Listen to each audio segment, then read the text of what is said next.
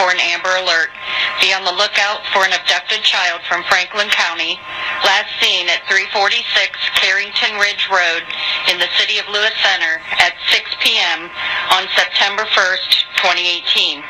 The suspect is believed to be driving a blue 2010 Nissan Altima with license plate AB68371 from the state of Connecticut.